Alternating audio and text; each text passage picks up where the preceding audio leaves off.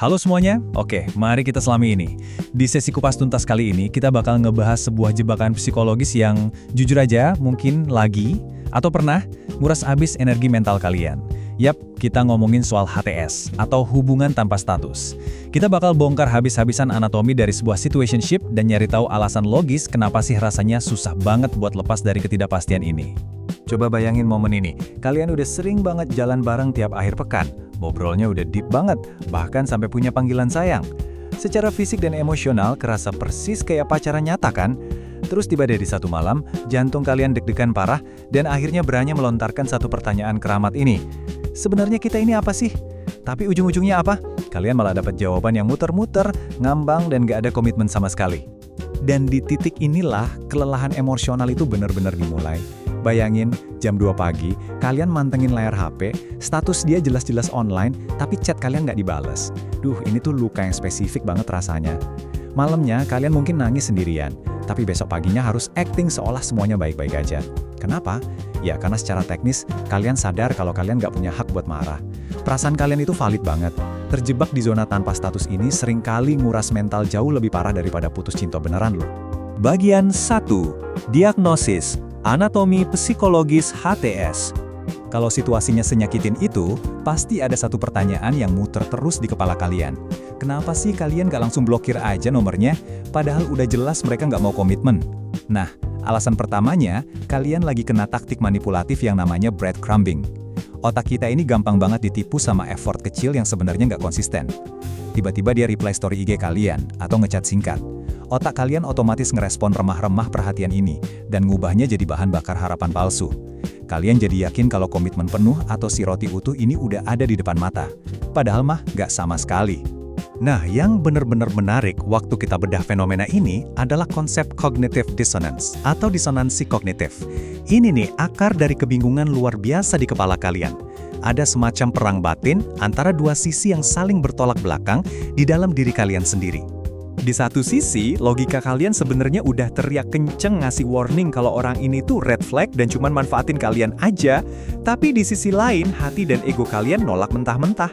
Ego kalian gengsi buat pergi. Soalnya kalau pergi, itu berarti kalian harus ngakuin kalau semua waktu, pengorbanan dan investasi emosi berbulan-bulan ini cuman sia-sia.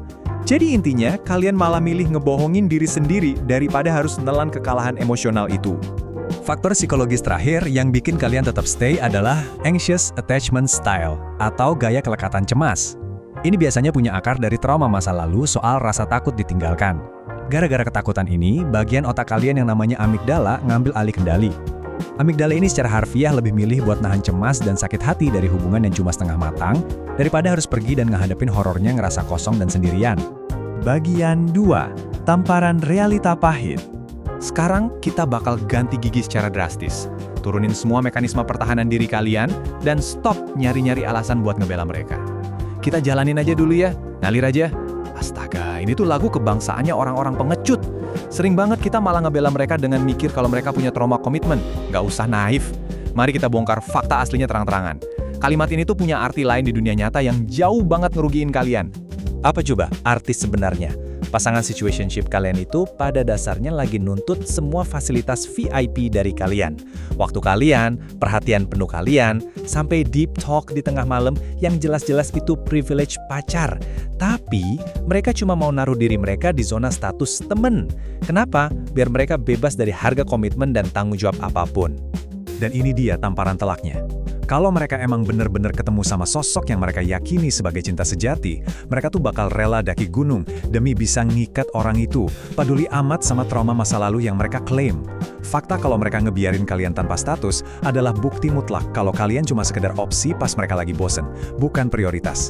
Tolong, berhentilah ngasih diskon buat harga diri kalian. Bagian 3. Kotak P3K Mental HTS.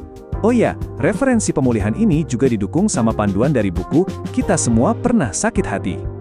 Saya ngerti banget, mencerna semua kenyataan tadi rasanya pasti berat. Wajar kok kalau kalian punya perasaan sayang yang dalam, itu valid. Tapi, mari kita prioritasin kewarasan kalian dulu ya. Dan ini mengilustrasikan dengan brilian langkah-langkah nyata yang harus kalian lakuin besok. Pertama, lakuin quiet quitting. Tarik semua privilege dia. Berhenti jadi customer service 24 jam buat mereka, balas saja chat sewajarnya, kayak teman biasa. Kedua, bikin tenggat waktu atau jendela ultimatum internal di kepala kalian. Katakanlah 2 minggu dari sekarang. Kalau mereka masih main tarik ulur, kalian wajib melangkah pergi. Dan ketiga, berani kehilangan. Rangkul rasa takut kalian itu. Sebagai pengingat yang tegas, tapi semoga bisa nenangin, saya nggak menampik kalau bulan-bulan pertama setelah kalian pergi, itu rasanya bakal sepi dan sakit banget. Tapi ingat analogi ini, rasa sakit karena harus nyabut gigi yang busuk detik ini juga, itu jauh lebih mending daripada ngebiarin giginya tetap di sana, nyiksa dan makin membusuk di mulut kalian bertahun-tahun. Kehilangan mereka hari ini justru ngasih ruang kosong di hidup kalian buat nyambut seseorang yang nantinya bakal dengan bangga ngenalin kalian ke dunia. Jadi, ini waktunya buat ngambil kembali remote control kebahagiaan kalian sendiri.